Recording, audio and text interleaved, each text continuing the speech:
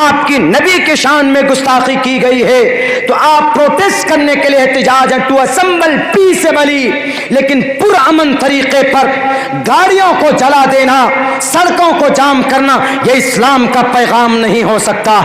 आपके ऊपर जुल्म होता है तो आप जुल्म को बर्दाश्त कीजिए, अगर कोई जालिम है तो उसके जुल्म को रोकिए, उसकी मदद होगी। अल्लाह के नबी ने भी फरमाया, उनसुर अखाका जालिमन औ मजलूमन, अगर कोई जालिम जुल्म करता है तो उसको रोकना ये उसकी मदद है। बाकी मजलूम की मदद तो आप जानते ही हैं। आप साफ लफ्जों में कहिए कि अगर हम नबी के लिए मैदान में हैं, अगर हम नबी के लिए प्रोटेस्ट एहतजाज करते हैं तो भारत के संविधान में उसकी इजाजत दी गई है, हमको कोई रोक नहीं सकता।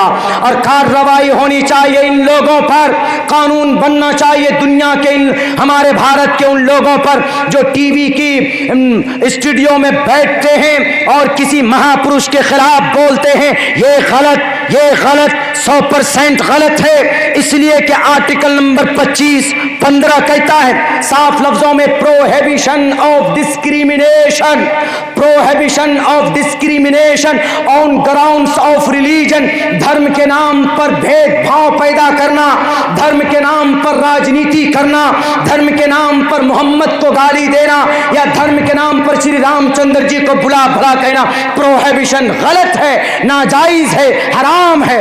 क्या मतलब है प्रोहिबिशन का? मैडम शर्मा, उठाओ ऑक्सफोर्ड यूनिवर्सिटी की डिक्शनरी, जो भारत के अंदर सबसे बड़ी डिक्शनरी मानी जाती, ऑक्सफोर्ड यूनिवर्सिटी की ऑक्सफोर्ड डिक्शनरी उठाओ, जिसके अंदर प्रोहिबिशन ऑफ डिस्क्रिमिनेशन, प्रोहिबिशन मतलब अलाउ नहीं है, परमिशन नहीं है, प्रोहिबिशन का मतलब ये नाजायज है, हराम है। डिस्क्रिमिनेशन भेदभाव पैदा करना, भेदभाव पैदा करना कि तुम तो हिंदू हो, तुम तो मुसलमान हो, तुम तो बरेलवी हो, तुम तो देवबंदी हो, तुम तो अहले हदीस हो, तुम तो चकरालवी को मानते हो, तुम तो जमात इस्लामी से बिलोंग करते हो, तुम तो तबलीगी जमात से बिलोंग करते हो।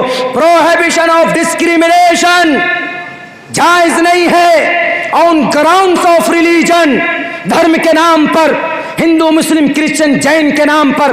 रेस्ट कास्ट वर्ड है किसका? संविधान का। कास्ट कम्युनिटीज के नाम पर, प्लेस ऑफ बर्थ बिहार के नाम पर, उत्तर प्रदेश के नाम पर अगर कोई भेदभाव पैदा करता है तो prohibition of discrimination on grounds of religion. इस मैडम शर्मा ने भारत के संविधान की 2-2, 3-3, 4-4 आर्टिकल का वायलेशन किया। हम यही कहेंगे, इनके ऊपर कार्रवाई कीजिए। हम मजबूर हैं सर, हम नबी से मोहब्बत किए बिना रह नहीं सकते। वो हमारे रोल मॉडल है, वो हमारे लिए रोए हैं, वो हमारे लिए तड़पे हैं रातों को। दुनिया वालों याद रखो, मैडम जी पढ़ो अपनी किताब को भचुंड का, यहाँ ना पक्ष बातें कुछ राखो, वैद पुराण संत मत भाको, तबलक जो सुंदर चाहे कोई, बिना मोहम्मद पार ना कोई। मेरे लफ्ज में गलती हो सकती, माने में गलती नहीं हो सकती।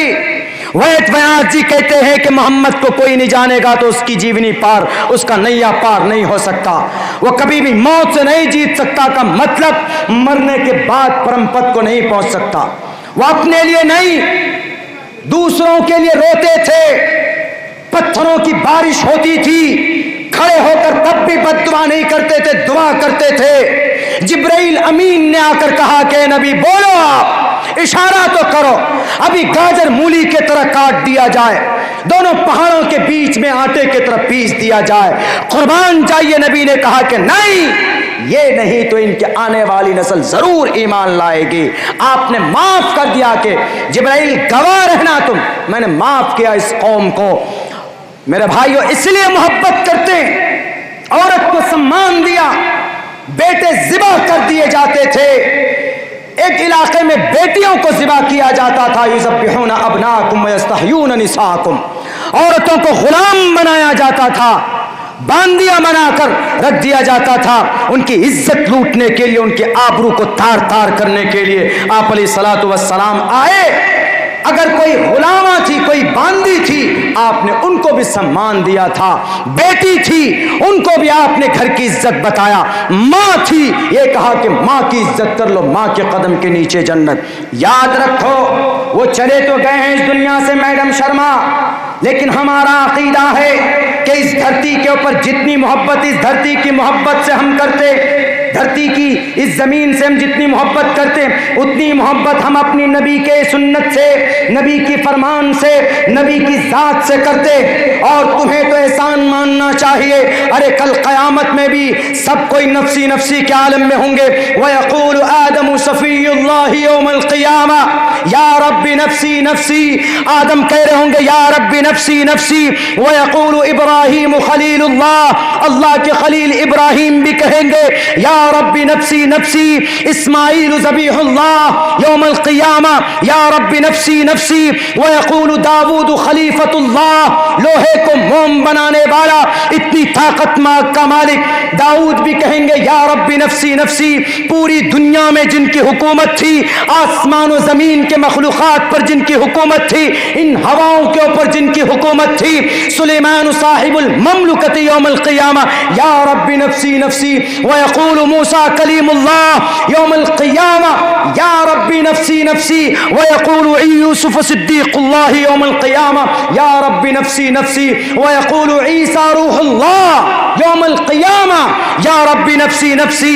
वयक़ूलु रसूलुना व नबियुना व हादियुना शफ़ीउना मुहम्मदुन सल्लल्लाहु अलैहि वसल्लम, हमारे नबी कल क़यामत में सब कहेंगे नब्बी नफ्सी नफ्सी, लेकिन एक तरफ से आवाज आएगी, एक शख्स सजदे में होगा और वो कह रहा होगा या रब्बी उम्मती या रब्बी उम्मती। ऐ कोई माए का लाल दिखाओ मुझे जो हश्र के मैदान में वहां अपने एक फर्द के लिए अगर कोई दुआ मांग रहा, कोई नहीं मांग सकता, लेकिन हमारे नबी अपने उम्मत की मग़फ़िरत के लिए दुआएं करेंगे वहां पर।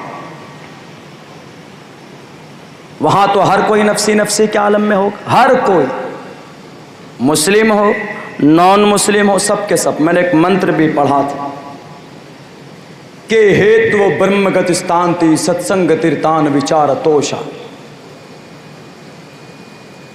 प्रश्नोत्तरी का मंत्र।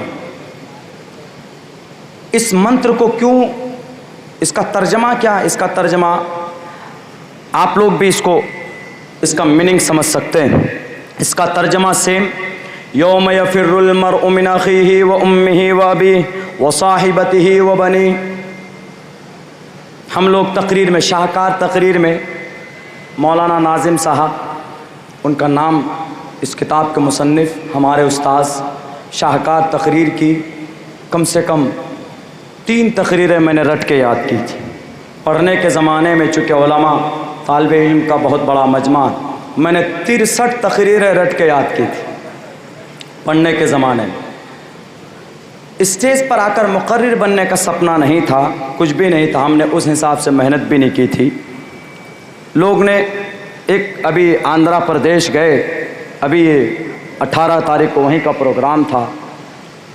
उस प्रोग्राम मेरे ख़्याल से मेरी ज़िंदगी का वो सबसे अहम प्रोग्राम, बल्कि ये कहूँ नंबर 1 का प्रोग्राम था। उसकी वजह ये थी, 4 दिन में प्रोग्राम की तैयारी हुई, 4 दिन। उस प्रोग्राम की परमिशन डीजीपी एसपी से नहीं लिया गया, डीएम या एसडीएम से नहीं लिया गया, डायरेक्ट चीफ मिनिस्टर से लिया गया, क्योंकि वहाँ का जो विधायक था वो चीफ मिनिस्टर के पास ही था। कुछ चर्चा हो रही थी तो बच्चों ने फ़ोन किया कि सर कहाँ है, प्रोग्राम कर रहे हैं, परमिशन नहीं मिल रही। अच्छा नहीं मिल रही, कोई बात नहीं, डायरेक्ट चीफ मिनिस्टर की सेक्रेटरी से बात करके, चीफ मिनिस्टर साहब से बात करके प्रोग्राम कराया।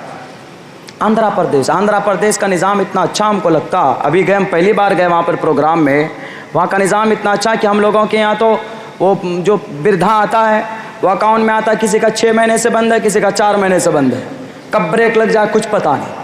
इंदिरा आवास आता है तो कटौती हो जाती है, बहुत सारी बातें। लेकिन वहाँ का निज़ाम इतना अच्छा है कि हर 50 घर में एक वॉलंटियर है, वॉलंटियर्स हैं बहुत सारे, एक वॉलंटियर 50 घर में।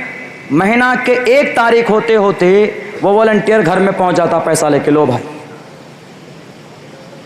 45 साल से अधिक उम्र की जो औरतें हैं उनको सालाना 18,000 रुपये, और टोटल माओ को 15,000 रुपये वो देते हैं। किस लिए? हर महीने में।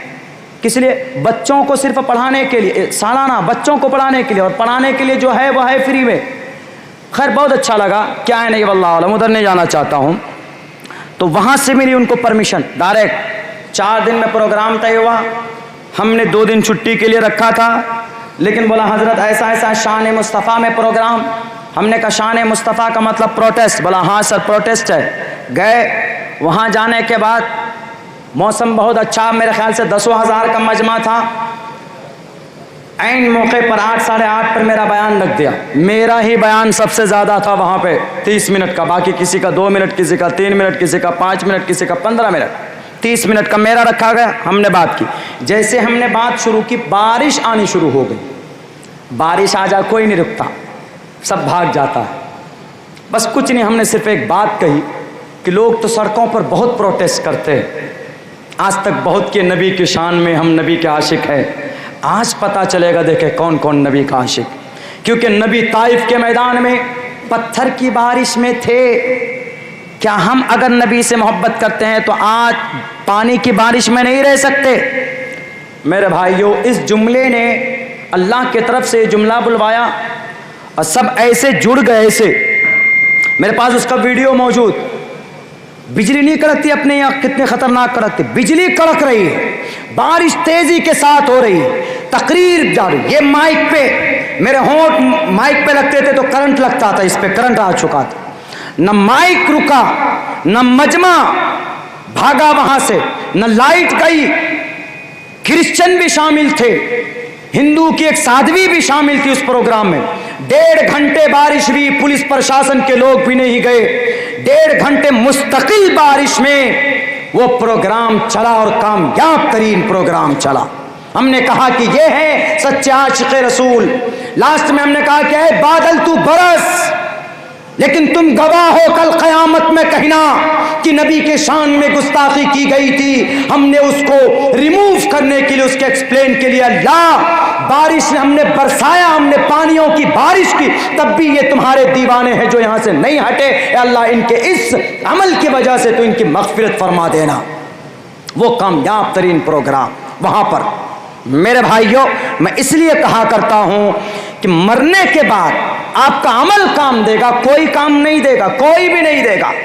इसलिए यहां पर कहा गया कि हेतु ब्रह्मगतिस्तांति सत्संगतिर्दान विचार तो शाह, कि इस धरती पर जो अच्छा काम करेगा, जो धार्मिक बनकर रहेगा, मरने के बाद वही इंसान कामयाब है। साफ लफ्जों में इन मन मनुष्य रूपे ने मरगाश 3:30 हो गए, मतलब 3:30 हो गए, पता ही नहीं चला, टाइम निकल गया। हज़रत मौलाना भी अभी बाकी है। बस मैं थोड़ी सी देर और बोलकर 2-4 मिनट में अपनी बात पूरी करता हूँ, क्योंकि हज़रत मौलाना का भी बयान होना है, भाई उनका भी हक़ है। हम तो बोलते ही रहते हैं, छोटी मोटी बातें हमारी होती रहती है। कामयाब बात हज़रत मुफ्ती अब्दुल गफ़ूर साहब हैं और भी दीगर मुक़र्रिरीन हैं, और कल कामयाब प्रोग्राम आप लोगों का होगा। लेकिन आखिर में इतनी बात कह रहा हूँ कि जो बात हम लोग अपनी ज़ुबान से करते हैं वो बात हम अपनी अमली ज़िंदगी पर लाने की कोशिश करें, और आपका अमल ही आपके साथ जाएगा। तकरीरें, कहने की बातें, सुनने की बातें, अगर अमल नहीं तो फिर वो बातें बेकार। लेकिन मेरे भाइयों, मुझे बड़ी खुशी हुई है आपके इस जलसे में आकर। जैसे ही सेक्रेटरी साहब और हज़रत मौलाना साहब गए थे, वहीं टाइम लेने के लिए दस्तारबंदी का नाम सुना। मैं दस्तारबंदी के प्रोग्राम को अव्वल नंबर पर रखता हूँ। दस्तारबंदी का मतलब हाफिज़ कुरान बने, और हाफिज़ कुरान के सर पर जो पगड़ी बांधी जाए, कितनी खुशी होती है आप समझ नहीं सकते। उनके फ़ज़ाइल क्या क्या, मनाक़िब क्या क्या है, उलमा जाते।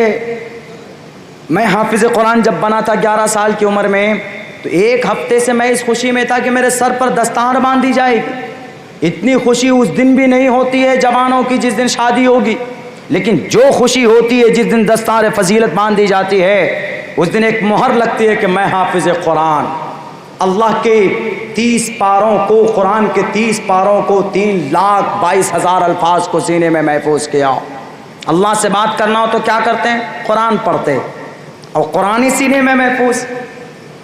कितनी खुशी होती है हाफिज कुरान पैदा हुए। एक हाफिज कुरान की फजीलत क्या है, 10-10 आदमियों को जन्नत पर लेकर जाएंगे। मेरे भाइयों, ये बहुत खुशी का मकाम है आपकी बस्ती के लिए। और इस मदरसे को आप लोग गांव वाले खुसूसन, अभी तक तो आप लोगों ने मेहनत की, ताउन किया है, अल्लाह आपको इसका जज़ा देगा, बदला देगा, नेकियां देगा। लेकिन और ज़्यादा इस नाजुक माहौल में जब अग़यार और दुश्मनान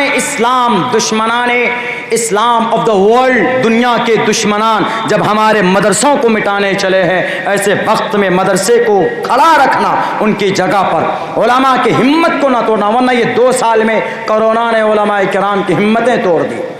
मधुबनी में एक मदरसे में गया, मैंने सोचा मगरिब की नमाज़ पढ़ूँ, दस्तारबंदी के प्रोग्राम में सन 2018 में वहाँ गए थे हम। तो वहाँ गए तो इतने बड़े बड़े जंगल मदरसे में। पूछा क्या हुआ मौलाना? बोला मौलाना कोरोना की वजह से कलेक्शन बंद हो गया, चंदा बंद हो गया, उलमाए किराम अपने अपने तिजारत में लग गए, कोई कहीं चला गया, कोई कहीं चला गया।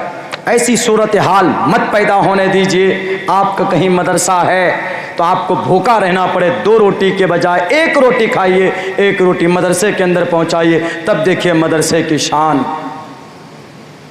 मदरसे को बाकी रख रहे हैं, गोया आप शरीयत को बाकी रख रहे हैं। मदरसा बाकी नहीं तो शरीयत की बका की कोई सोर्स नहीं। हिंदू धर्म के अंदर क्यों इतने अकायद बातिल अकीदे आए? क्योंकि उनका कोई पाठशाला नहीं।